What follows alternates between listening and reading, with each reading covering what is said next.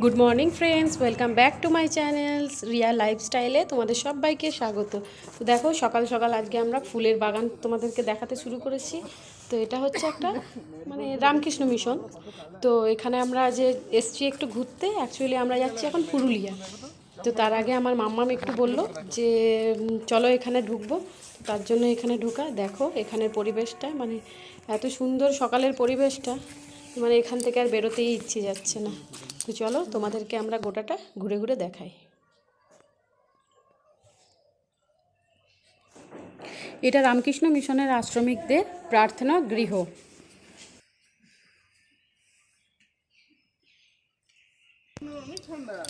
দেখো আমার মামামের একটা জিনিস তো খুবই ভালো, যে ও যেখানেই ঠাকুর দেখতে পায় সেখানেই ও একটু প্রণাম করে।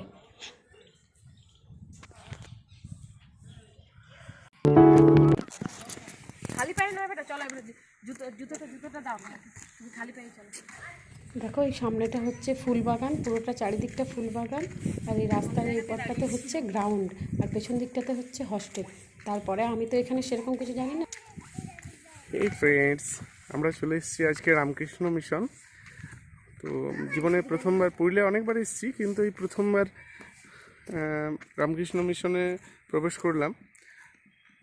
এটা এখানে একজনের কাছ থেকে জেনে নিলাম যে এটা নাগচম্পা গাছ। ফলগুলো বলছে যদিও কোনো কাজে লাগে না, তবে ফুলগুলো কিন্তু পুজোই লাগে। এখানের যারা মিশনারিরা রয়েছেন, মহারাজারা রয়েছেন, তারা ফুলগুলোকে পুজোতে ব্যবহার করে থাকেন। তো গাছটা কিন্তু সত্যি অসাধারণ, এই জীবনে প্রথমবার দেখলাম। আর এটা বোধহয় পুরুলিয়াতে এখানেই রয়েছে, এর আগে তো কখনো দেখিনি, দেখার সৌভাগ্য হয়ে ওঠেনি।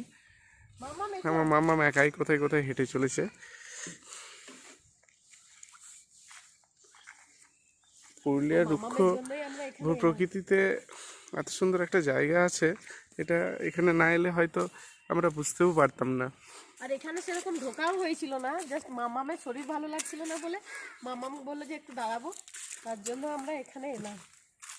বেটু বড় গাড়ি অর্থাৎ চার চাকাতে ও চাপতে পছন্দ করে না, ও চার চাকাতে চাপলেই ওর গা গোলায়। তো ওর গা গোলানোর জন্যই আমরা নেমেছিলাম। তো এমন জায়গাতে নামলাম, দেখছি সামনে রামকৃষ্ণ মিশন। তো আমার বেটু বললো যে চলো একটু যাবো ভেতরে। তো সেই ভিতরে আসা হলো, তো আমাদেরও ওর ইয়েতে দেখা হয়ে গেল। এখানে 1 to go করবে। ও 1 to go, আচ্ছা। আমার বেটু মাঠটা দেখে ওর 1 to, অনেকদিন ওর 1 2 3 করে গো, আচ্ছা দৌড়ানো হয়নি, তো মাঠটা দেখে ওর দৌড়াতে ইচ্ছে করছে। আমরা বিকেলে প্রতিদিনই প্রায় রাস্তাতে দৌড়াই আমি আমার বেটু, কিন্তু আমার শরীর খারাপ থাকার জন্য কয়েকদিন হয়ে ওঠেনি।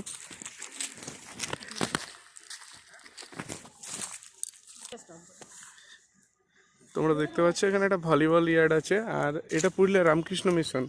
মানে আমাদের পুরুলিয়া জেলাতে যতগুলো বিখ্যাত স্কুল রয়েছে তার মধ্যে অন্যতম একটা বিখ্যাত এবং সর্ব অগ্রগণ্য একটা স্কুল এটা।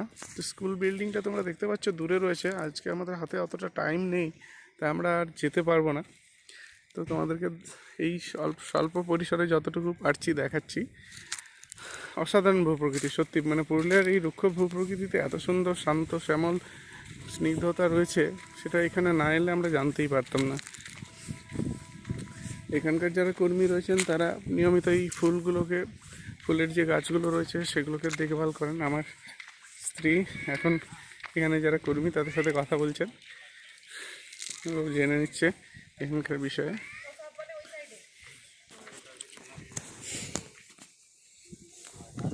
দেখতে পাচ্ছেন অনেকটা পরিসর জুড়ে, মানে অনেক সময় লাগবে এই জায়গাটা ঘোরার জন্য।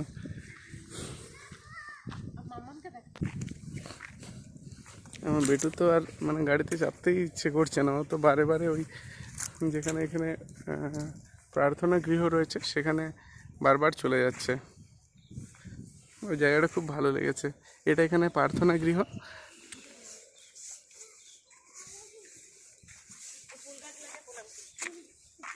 এই যে আমার পেটু, মামা চলো।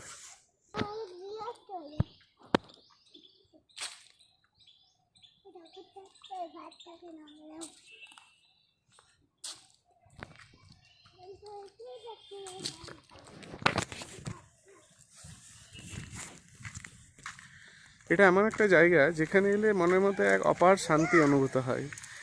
সত্যি মানে রামকৃষ্ণ মিশন মানেই যে একটা মানে শান্তির জায়গা, সেটা এলে না এলে বোঝা যেত না। চারিদিকে কোথাও কোনো কোলাহল নেই, এত বড় পরিসর কিন্তু কোথাও কোনো কোলাহল নেই। একটা সর্বদাই যেন একটা শান্তি বিরাজ করছে। তো চলো ফ্রেন্ডস, এবার এখান থেকে যাওয়া যাক। আমাদের তো আবার পুরুলিয়াও যেতে হবে। তো কতটা সময় যে এখানে পার করলাম বুঝতেই পারলাম না। তো ফ্রেন্ডস, পুরুলিয়ার রামকৃষ্ণ মিশন তোমাদের কেমন লাগলো অবশ্যই কমেন্ট করে জানিও। আমি তো জীবনে প্রথম, তো আমার খুবই ভালো লেগেছে। আবার আমরা চলো এবার তাহলে গাড়িতে উঠে পড়ি। চলো এবার পুরুলিয়া যেয়ে দেখা হচ্ছে তোমাদের সাথে। আর মাম্মাম গাড়ির মধ্যে বলছে আমি আইসক্রিম করে এত বায়না করছে। এখন তো শীতকাল, তাহলে তো আইসক্রিম দেওয়া যাবে না, তার মধ্যেও সর্দি হয়েছে। তো বিশেষ করে তো আইসক্রিমটা একবারই না দেওয়াই ভালো। তো চলো এরপরে তোমাদের সাথে পার্কে গিয়ে দেখা হচ্ছে।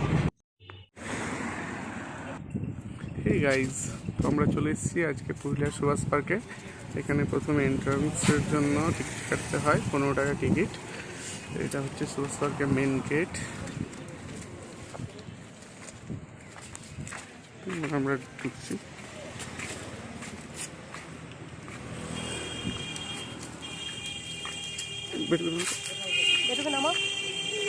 না বেটা চলো এখানে দেখো, তুমি এখানে ঘুরবে।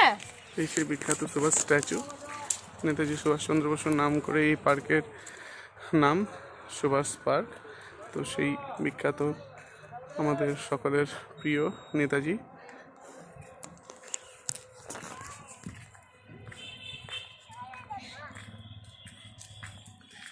পুরুলিয়া তো আমি অনেকবার আগেও এসেছি, কিন্তু সুভাষ পার্কে কখনো ঢোকা হয়নি।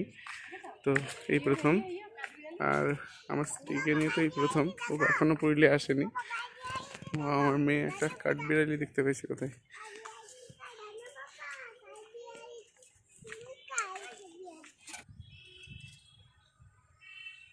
মামাম, পাপার দিকে তাকাও, পাপাকে হাই করো তো বেটা, পাপাকে হাই নানা করতে হবে না। এই পার্ক এবারে আমাদের ঘোরা হয়ে গেছে। পার্কে সেরকম বাচ্চাদের জন্য কিচ্ছু নেই, শুধু ওই দোলনাটাই আছে, বাকি আর কিচ্ছু নেই। তো চলো এই পার্ক থেকে এবার বেরোনো যাক। এবারে আমরা সায়েন্স মিউজিয়াম যাবো। তো চলো তোমাদেরকে দেখাই। তো দেখো, সুভাষ পার্ক থেকে বেরিয়ে আমরা ঘুরতে ঘুরতে পৌঁছে গেছি সায়েন্স মিউজিয়ামে। আর এখানে আমার বর টিকিট কাউন্টারে টিকিট কাটছে। আমার তো প্রথমবার এখানে। আর তো ভেতরে আমরা ঢুকে যা যা দেখবো তোমাদের সাথে সবটাই শেয়ার করব। দেখো ঢুকেই প্রথমে চারিদিকে ফুলের বাগান। এই যে আমার বর এখানে ঘুরছে, তো মানে বরই আর কি নিয়ে এসছে। তো দেখো, আর এই দেখো ছোট্ট মতন এখানে একটা চিড়িয়াখানাও রয়েছে। তো বাচ্চা বা বড় সবাই বলো, চিড়িয়াখানা দেখতে সবারই ভালো লাগে। তো সায়েন্স মিউজিয়ামে ছোটোখাটোর মধ্যে একটা ভালোই একটা চিড়িয়াখানা আছে। আর যাই হোক, আমার মাম্মাম তো খুবই ভালোবাসে। এই যে দেখো এখানে একটা টিয়া পাখি আছে।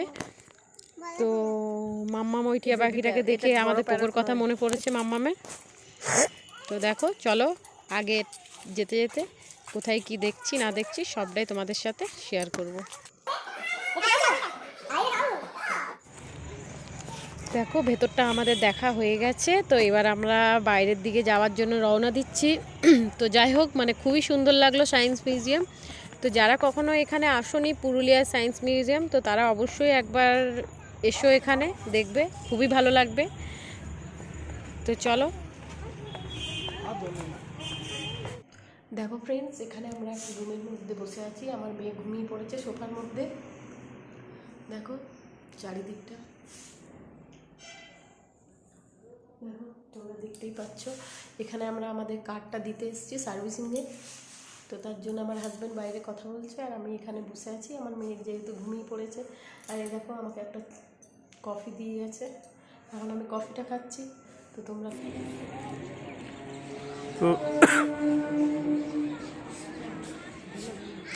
তো বন্ধুরা, আজকে আমাদের জার্নি আপাতত এই পুরুলিয়া থেকে এবার বাড়ি ফিরছি। সারাদিনটা ঘোরা হলো। আমরা গাড়িটা তো আমাদের শোরুমে দিয়ে দিলাম সার্ভিসিংয়ের জন্য, তাই আমাদেরকে এবার ট্রেনে করে বাড়ি ফিরতে হবে। এটা পুরুলিয়া স্টেশন, খুবই সুন্দর, পরিষ্কার পরিচ্ছন্ন।